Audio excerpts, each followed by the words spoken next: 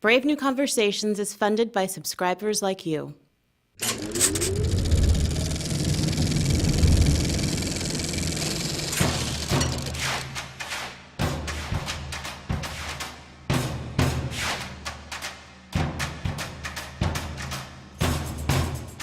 After 8 years of dropping how many millions of pounds of bombs, firing how many millions of rounds of ammunition, and on the other hand spending how many billions of dollars in development aid, if after 8 years people haven't joined your side, they're probably not going to join your side. Well, they probably have a good reason for being on another side than you.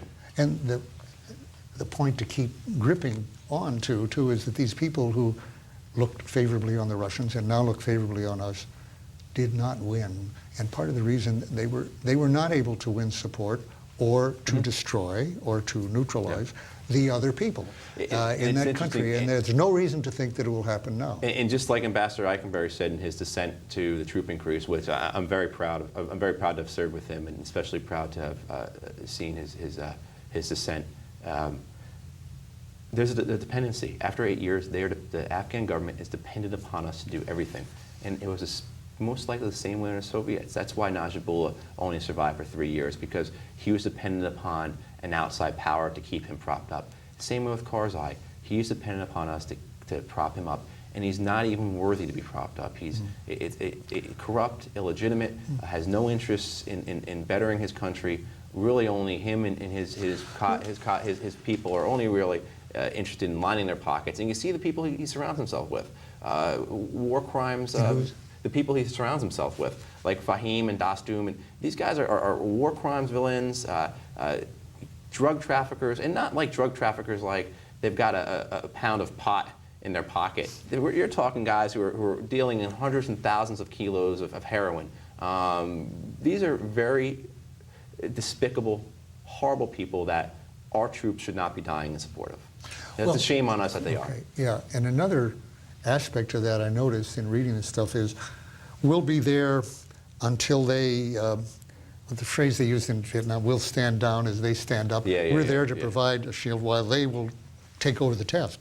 Well, since they're well aware from past experience that they will never be able to do it by themselves, the more they stand up and show capability and offensive fighting force and discipline and everything else, there's every prospect that the U.S. will use that as an excuse to leave, whereupon they lose.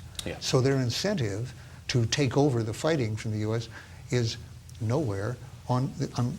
I'm referring to the Vietnam experience, of course, as well, but I would sure it apply here as well, because on the one hand, if somebody else can do the fighting a lot better than you can anyway, because of their helicopters, their intelligence, their communications, their weapons and everything, why should you do it? That's one point. And the other point is, if you become capable to substitute yourself for them, they leave, in which case you're there alone and you cannot succeed. So there's really no incentive to ever, so long as the U.S. troops are there, to stand up and do that. All right, you're talking from somebody who went over there and the problems you faced when you went over there, as I went to Vietnam in 1965. And one gets caught up in the question of, couldn't this be done better? Surely better than we're doing, as it could have been. And it's really easy, particularly this is what I did for my living for 12 years. So it's really easy just to have this conversation wrapped around the how of it or the mechanics of it, and that's not. We should be talking about the why. No, and you and I could talk about that for a long time with great interest. But you said it so well in your resignation letter, and since then, that you didn't leave, you didn't take this unusual action, extraordinary action, really. Not only to leave, but to speak out and work against the policy, to try to warn people, not just quietly go on to some other line of business. Not because of the way we were doing it, or that it could be done better, but why, and whether we should be doing it at all. And that's the question you raised, which is absolutely is very well. Why and to what end, not the how. I don't want to debate what General McChrystal says. Why and to what end are we in Afghanistan? Because when I'll finish this off if I may, and 1 or 2 minutes dismiss it. You and I could talk about, we didn't have the language, we didn't. So you can say, well, that's easy. We can learn languages. Send it to the language school. We'll send them to counterinsurgency school. And I think there's a fundamental thing that's being missed in that. the counterinsurgency doctrine, which the Army seems to have adopted now as our new way of doing things. This is what we're going to do in the future. They're missing not only that it could be done, they see correctly it could be done better in some sense than we've done in the past, with fewer casualties on both sides and more efficiency, and we could stay longer and cheaper and so forth. But there's a fundamental flaw in the idea of counterinsurgency in U.S. hands as applied in our hands to foreign countries. And that is, hard as it is for Americans to conceive of this, we're foreigners there. Yeah. And we remain foreigners even after we've been to counterinsurgency school, yeah, and even if we learn their language. Yeah. The idea that by a certain set of cookbook rules on counterinsurgency, you can get people to accept your authority and to fight for you and to accept the authority of the people you have designated as proxies, yeah, to rule over them is false. Yeah.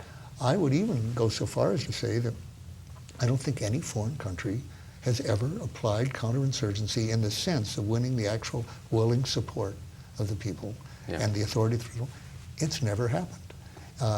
It's not going to happen. And there is the question of whether you have a right. Yes, if you believe that empire run by Americans is the good empire as opposed to evil empire, and that we have a right to do this, to run the world, basically, yeah, then you can ask the question of how we do it.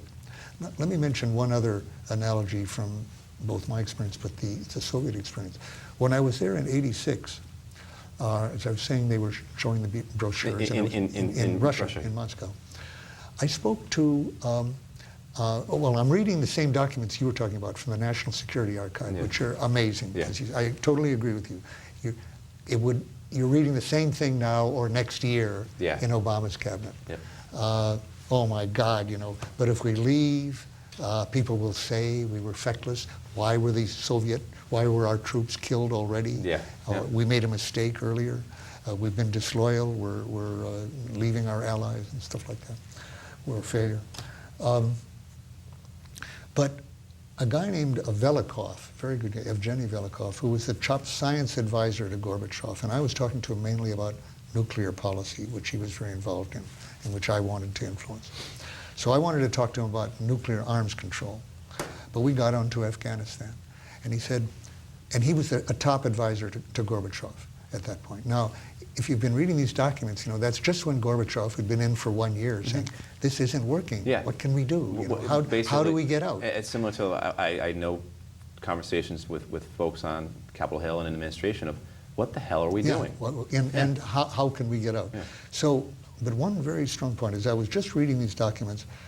I was reading something that Velikov had said to me at the time that was clearly now being said on the inside, which is, we need to get out, and all we ask is a neutral government friendly to us. That's all we want to leave behind, a friendly government, yep, there on our border. Not too much to ask, you know. So we've been, after all, think of all we've spent, and we've been dying. So Velikov said that to me. He said, we're getting out. We're getting out. All we ask, this was '86, early '86. Now, they got out in early '89, yeah, 3 years later. So he said, all we ask, all we want is a friendly, neutral government. And I said, Evgeny, you're not getting out. You have not started to get out. You are not on the way out. You're there.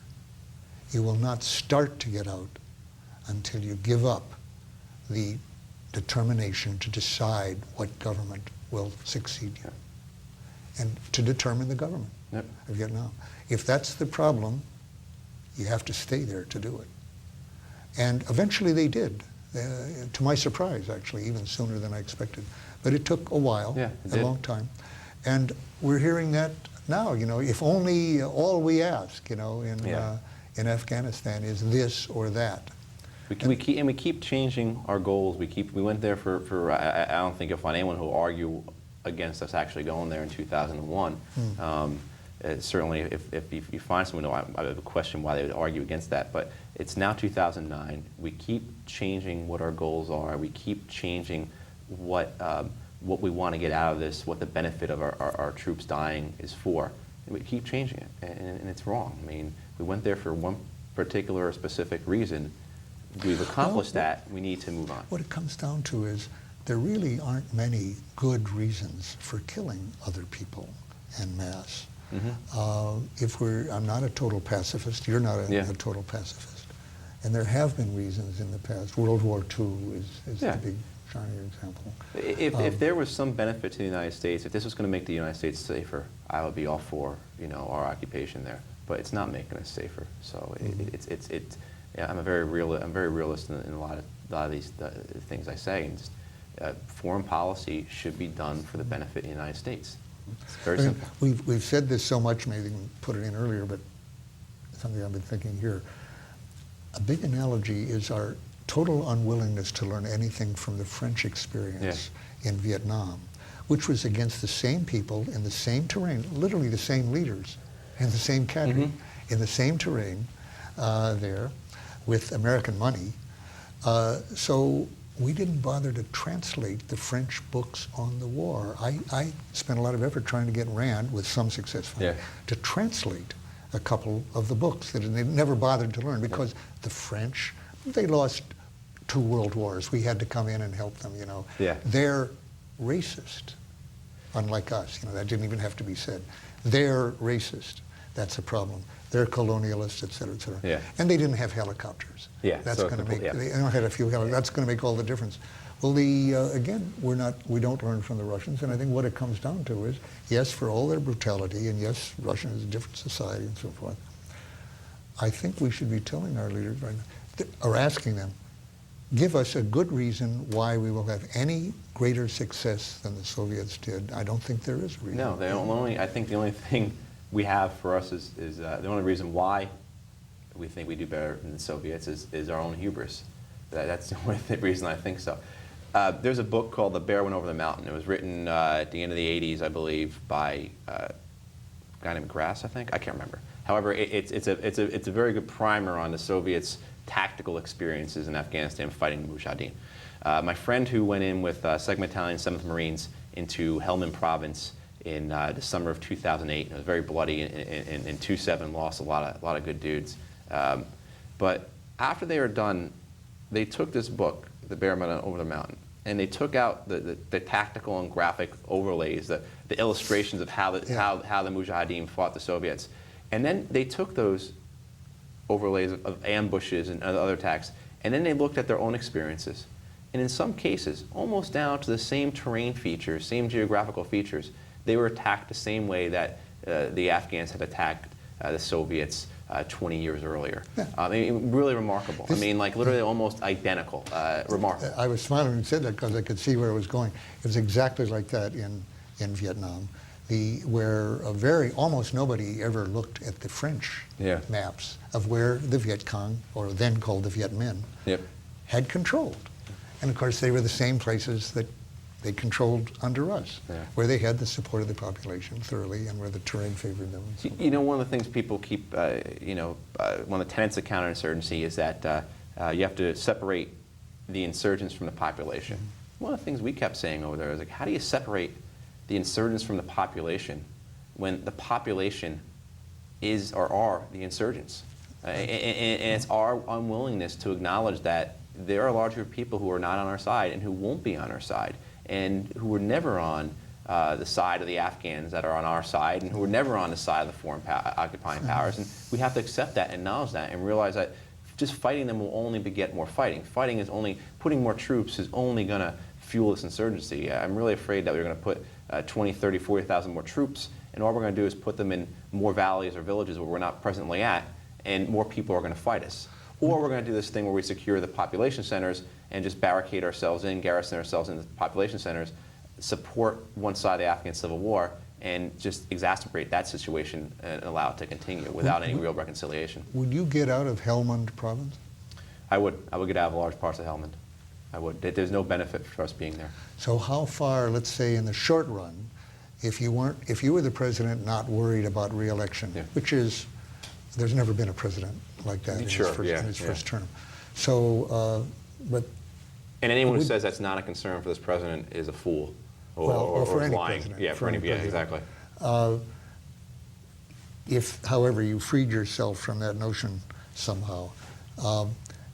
How fast would you get out, and how many troops in the short run do you think you would leave there? Oh, I 6 months from now, how many troops would there be already? If you could responsibly withdraw troops, I mean, there's a lot of, as you know, tactical and logistical operational issues with something like that, and so you'd have to do it responsibly.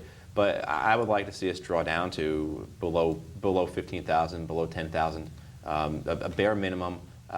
To continue to train and support the Afghan army and police to a certain degree, but with the main point being of forcing some kind of political reconciliation in that country. They've been at civil war for 35 years. I don't understand why more people don't acknowledge that it's a civil war. There was a civil war. If you go back to and look at how the media reported on Afghanistan, up until we invaded in 2001, it was constantly referred to as a civil war. Just because us and NATO showed up didn't make the civil war go away. It's still there. It's still raging. It's a prime conflict in that country. I would leave as many troops as necessary to foster some kind of or force some kind of reconciliation between two sides.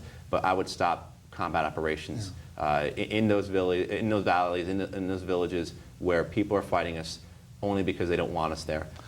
You have to understand this notion of what we would call valleyism, which is nationalism scaled down to a valley level. That's what most people are concerned about. They're concerned about what happens in their valley. They don't want people coming in there, particularly people who are going to tax them or take things from them. And they will fight them if they do, just as you would find anywhere in this world.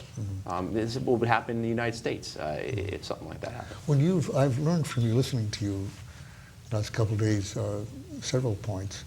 One of them I think that is very familiar is your point that even the people we're training, especially the Tajiks and who are fighting for foreign, are themselves perceived as outsiders in the places where we're sending them to fight. Yeah. And have evoked much the same kind of resistance that we do when we go. And that another point, that a large part of the resistance to us is the perception that we are backing up an ethnically different and corrupt and self-serving government that isn't merely a puppet of us, but is an adversary of the people there. Correct. And that's part of it. That is a considerable extent different from Vietnam. Let me take a minute, in fact, here. If they allow it, to mention that when I did hear your resignation letter first, my one reservation about it was your emphasis that you keep coming back to, which you've now enlightened me on, that it's being above all a civil war. And my resistance to that was that that was an insider's perception of the Vietnam War, which I thought was very misleading. Yeah. People who understood that it wasn't aggression from the North, because in fact the North, Vietnam, was not seen by Vietnamese as a truly independent, separate foreign country, but as part of Vietnam. Yeah. So the notion of aggression was not in their minds. Both sides had in their constitution, Vietnam is one. Yeah. Both sides had that. So they said, okay, it's not really aggression from the North, as we say. It's really a civil war between, they said, the Northerners or the communists and the communist-led forces and the others. And I came to feel that was very misleading for this reason, that it was a war that existed only because there was a side, a warring side, that was entirely equipped, paid, basically managed by foreigners and serving the interests of foreigners. I said, that's not properly called a civil war. Yeah. That's a war against a neo-colonial power, let's say, or an imperial power. It's a war against foreigners, basically, and their servants and their collaborators. So to call it a civil war, I thought was a euphemism, or was misleading. Yeah. So when I heard it from you, I was initially resistant on this because I was thinking, after all, they were fighting Soviets. Now they're fighting Americans. Yep. How is that a civil war? Well, there is this difference. In Vietnam, for many reasons, the communists, after the Second World, after 1954 in particular, had the prestige and the respect of everyone as having defeated the French invaders, who had been the colonial power for 90 years. And they had done that especially in the North. For that reason, even people who did not want communist rule, and that was most of the people, just as most of the people probably do not want Taliban rule Yeah, yeah. or warlord rule. Sure, yeah. But so it isn't as though they're popular. But in the case of the communists, and that may apply to the Taliban, they had the respect and legitimacy of having defeated a foreign invader. And given that, their claim to leadership of the whole of Vietnam was strong enough that even though people might not all have wanted that as their preference, they might have wanted Buddhist or sect or various other reasons, they were not going to fight it. Yeah. There was not going to be a war unless it was financed by the U.S. The U.S. was, in effect, for our interests, imposing a war that otherwise would not have been a war any more than there's a war now in Vietnam. You know, the sad thing about all this and about any conflict is what, probably 90% of the people just want to be left alone, just want to raise their families and try and give their children a better life than what they had. In the case of Afghanistan, in parts of the South and parts of the East, it's so desperately and god-awfully poor that you're talking subsistence farmers. You're talking people who just are trying to get water out of the ground to get through life. You're talking the average, this is a culture or a society where life expectancy is 44 years. One in five children die before their 5th birthday. It's a culture so far removed from us in terms of, or a society so far removed from us in terms of our understanding of what basic life is like. So many of those people just want to be left alone. But that can sound like an appeal, if I finish with this, to our own compassion as Americans. Say, well, we should help to do something about that, and how can we help that, this terrible poverty?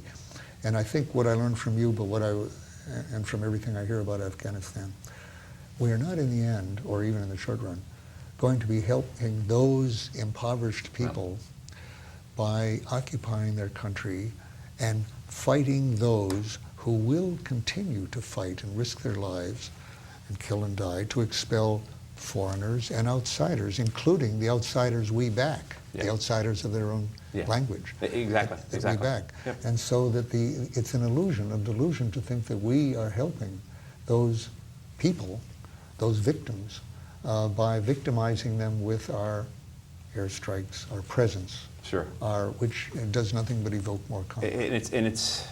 I have friends who were saying this to me a couple of years ago who had served in Afghanistan, both military and civilians. It just doesn't make any sense. It's just, there's a failure in logic here. There's a failure in just common sense. Okay. Well, finally, since we're at the end here, I want to say you have risen above the failure of most of your colleagues, I have to say, with all the respect I'm sure you have for them. And I can understand that. But their failure to decide to speak publicly and to break the silence to the public, to outsiders, to the voters, to the Congress, about what they themselves know is the reality of that situation. You have not failed your oath of office to inform the Congress and to involve them in this process as the Constitution calls for. And you've spoken up. And really the reason I was so anxious to meet you, I came down here to meet you for no other reason, to congratulate you, but also to encourage you to realize that you have the power, I think, to inspire other people to do what you've done so far, and that is to tell the truth without concern for your own career and at the cost of career, because that's a kind of courage that is very rare. You've seen, and I've seen, courage on the battlefield that's virtually universal. Everybody you see is being very brave in doing their mission, in helping their comrades, helping the team, doing it. Bravery of an uncommon sort is just routine almost. And yet those same people, when they put on civilian clothes and become officials, who've risked their bodies, will not risk their clearance, their access, their career at all. They don't at all. So I really am so respectful of your willingness to give up the jobs you were offered by the ambassador, by Ambassador Holbrooke.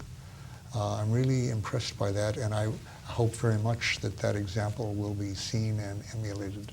Well, thank you. And again, coming from a man like yourself, sir, that means quite a bit. I certainly didn't take the risks you took. I never had to worry about facing jail time or anything like that, or being charged with any crimes. But what keeps people quiet is much less than a fear of prison. It's nothing other than a fear of being expelled from the team. Yeah.